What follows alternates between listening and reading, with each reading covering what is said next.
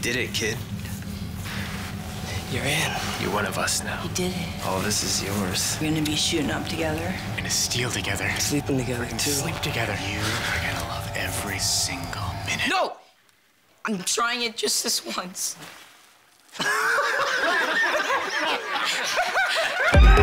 Get out!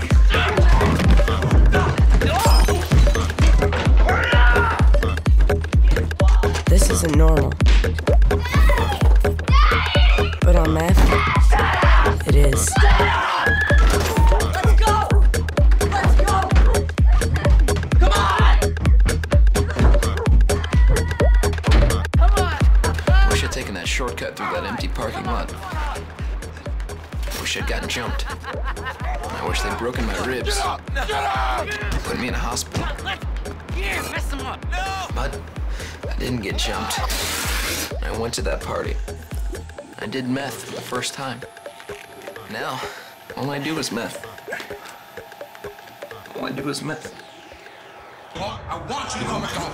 I'm gonna take your homie. What's up? You scared or what? Stand up. What's up? Come on, honey. You hard or what? You hardcore? Take your shoes off. You know what? You disrespect.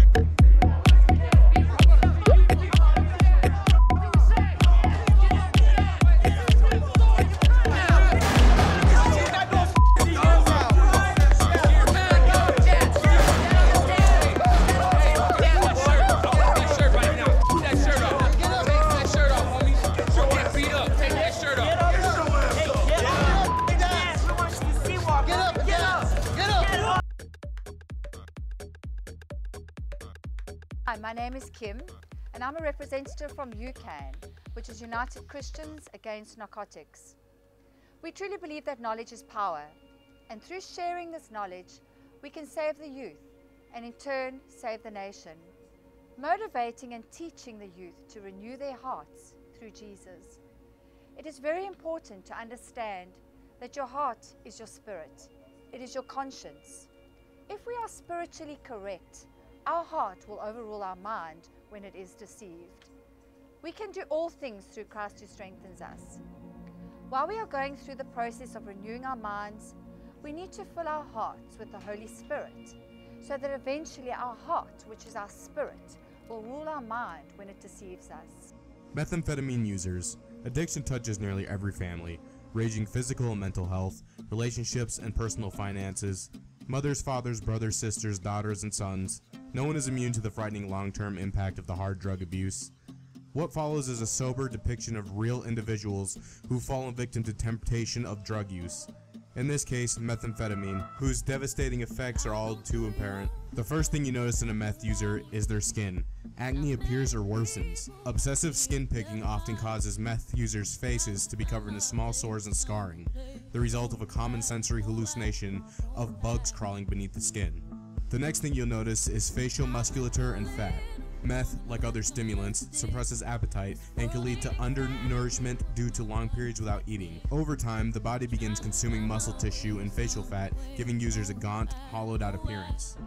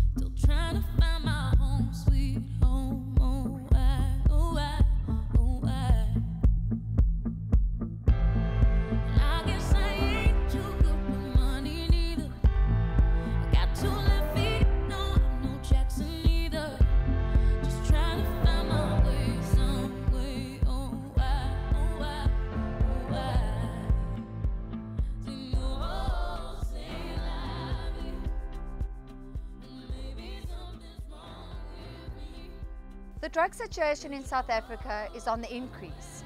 and it can be said that every family in our nation has been affected by some form of addiction. With this in mind, it is only a small matter identifying the problem. But what does the family do next? Being struck with a blow by finding out a family member is an addict leaves the family vulnerable, in the dark, and unsure of what to do next. Families blame themselves for the addict's behavior, and not knowing what to do ends up enabling rather than facilitating their recovery. This results in the family being manipulated and controlled by the addict. U.C.A.N offers a support structure that advises a family on how to stand together, how to be consistent, how to set up clear boundaries, and how to protect themselves, how to take control of the situation in love. U.C.A.N brings hope inside support and education to families lost in the vicious circle of drug addiction. Unexpected.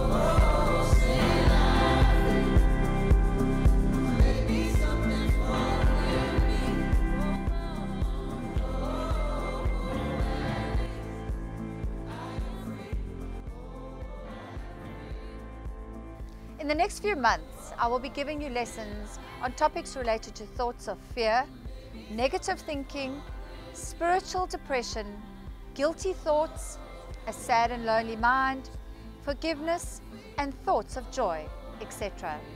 The mind is the central control system of our lives.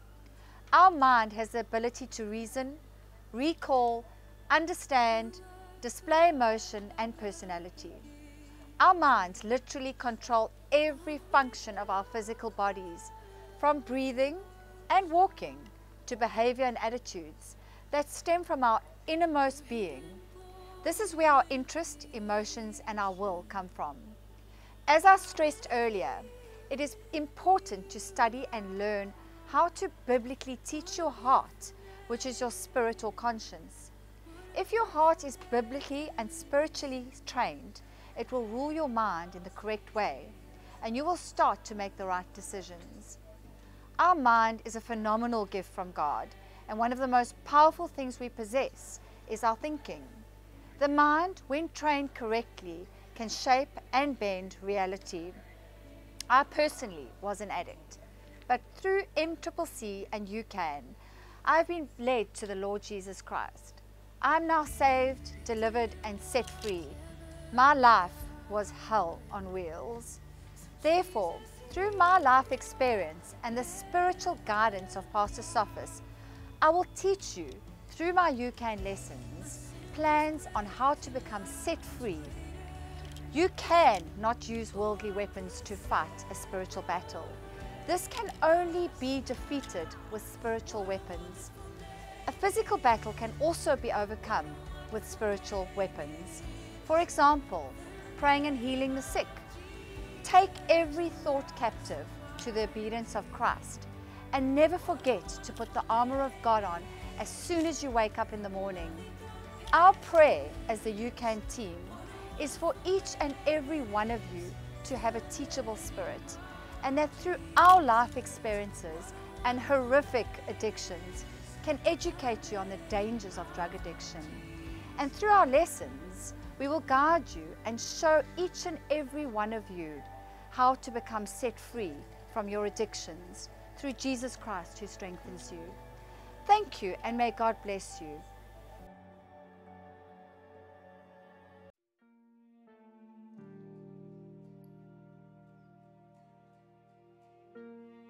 Hi, my name is Adele Simon, and I'm a professional healthcare assistant in Jeffreys Bay. And today I want to share my story with you about what happened to me 20 years ago. My ex-husband came into my house one morning at 5 o'clock with murder on his brain. He came in to shoot the whole family with an R1 rifle. Instead, he killed 2 of his sons instantly and injured my eldest boy 3 times. Louis survived, but not the other 2. My daughter was unharmed and so was I. Reason for him doing this is because we were divorced for 1 year and 7 months and he wanted to reconcile and I wouldn't. I moved on with my life. The moment this happened that morning, I stood outside of my house as they brought my son out and brought my husband out, who was also shot. He shot himself and was still alive. And I asked, but where's the other 2? Why don't you bring out my children? And the police just grabbed me by the shoulders and said, but they're gone. I stood there and the first thing that came to mind, my God, where were you when this happened? And I was numb. And you can imagine for the next few days was very hectic. The government just took my children because they were murdered. I couldn't say goodbye. The police just took them from me. And from there on, my struggle started with God. Because why did this happen to me? Because we were church going people. I was a Sunday school teacher. My kids love Jesus. And this happens to me. Why? So for the next year and a half, I became a horrible person. From being this calm, collected wife and mother to a terrible person. I started drinking heavily. I was on depression medication. I was on sleeping tablets. I drank something to keep me awake during the day because I had too much to drink the previous night with whatever I took, and I didn't eat. I went out just drinking, on drinking sprees. I took my daughter to her granny, and that's what I did. And then my sister said to me, you can't do this. You've got to come back to Jesus. And I said, why do I have to go back? If he's let me down, I don't want to know anything about him. I don't want to hear of the Bible. I don't want to hear. I don't want church people even here in my house. I don't know him anymore.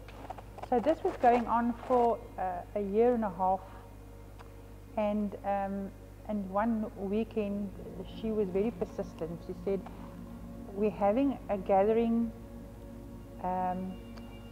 outside of town for women, Christian gathering. And immediately I was on my no.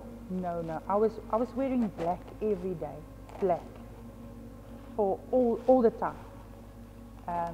And she said, I'll pay for you. I said, no, it's fine. And she said, well, just come to my house, I'll take you. I said, no, you know what? Bible starts with B and so does the bottle. I prefer the bottle. She blamed herself for everything that happened in her life. Little did she know, a miracle was about to unfold. Because I didn't see any way out for myself either way. I just wanted her to go away. Eventually I did go, and that Friday night I couldn't sleep because I couldn't smoke. I didn't have a drink with me, and it was terrible. It was hot and I just didn't want to be there. But before we went to bed that evening, we were divided into groups, and I was in this one group. I remember sitting there being so angry and not want to be there. And everybody was talking about their lives, and I was just listening. And out of the blue, this woman stood up, and I didn't know her at all. And she said to me, Adele, God said He's here for you this weekend. And I said, for me? No way. He's forgotten about me. And the next morning, Saturday morning, I couldn't go home because I went with my sister, and she was working in the kitchen, preparing breakfast for the camp. And she said, how did you sleep? I said, not well, I want to go home. And she said, just stay the weekend. If you don't get anything out of this weekend, I will give you your 250 Rand back. Okay, and that morning at about 11, there was a speaker from Tyson, I can't even remember her name, and she started talking, and as she started talking about forgiveness and hurt and grief, and it was like something burning inside of me, just pushing up, and I started crying. I couldn't stop. I just cried the whole morning, and God said to me, for the first time I heard His voice again. He said, or may I say, I listened to what He said. He said, when that woman is finished with her sermon, you go to her and you tell her what was on your shoulders, the baggage that you carry for so many years. Tell her that and get rid of it. And that's what I did. I went to her, and we went outside, and we were walking into the fields, and I just started talking. I was like a tap that you opened, and everything just came out. From when I was 3 months old, my parents were divorced, and I never had a dad, always looking for a father figure. I was married twice, 6 months to my first husband and 12 years to the second. But because I wanted a fatherly love, the first man that told me he loved me, I fell for, because that's what I was looking for my whole life. But they were not my father, they were my husband. But I was abused by both, that's why I divorced. So from that weekend on, my life, I tried to put my life back together. I stopped drinking, and I stopped the medication, like being dead. I knew this is the only way I have to go now. It just felt so much better. It was like I'm 60 kilos lighter when I walked away that Sunday from that camp. I can't explain to you how different it was for me, being from black to white. So, yeah, then I knew after I was healed and forgave myself, because there was a lot of guilt involved. Why didn't I handle my husband differently? Why didn't I stay in the house? I left my kids for him to murder. I couldn't help them. I had to get rid of that first and heal myself first before I could help my kids. Or any other person for that matter. So after a while that was done. I knew, okay, now I can start forgiveness. Forgiveness came later, 2 years after, but I did forgive I can honestly say today that I forgave my husband for what he did to me and my children. And my dad said something the day of the funeral. The only 2 kids that scored was the 2 that passed away, because they went straight to Jesus. And I want to share something with you.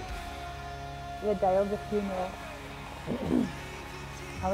you can just think I was very sad and broken, because I've got a son in hospital fighting for his life, and my daughter saw everything, all the blood she saw, and she was 4 years old, but she knew what was going on. And I sat in church and held her, and she just wiped my tears from my face, and she was 4 years old. And we went to the graveyard, and both kids were buried in one grave because they were still so small. And I stood by the grave and just watched them going, and I almost fainted. And they carried me back to the car, and I was sitting in the car. I couldn't stand anymore in the back of the car, and a lot of people came to me, and you know, that was sad and so forth. And the last person that came to me is a man I saw as we drove into the graveyard. I was very out of it. I was crying, and all of a sudden, for a few seconds, I saw God said, "Look up." And I saw the grave with a lot of people standing around it with black on, obviously. But this one man had a cream suit on, a cream suit. It was a picture of Jesus in the Bible with the long hair, broad shoulders, and he was standing with his hand in his pocket, and he was looking up like this. And I thought, but why is that man in white? Everybody else is in black. And then it was gone. And the last person that came to the car that morning was that man.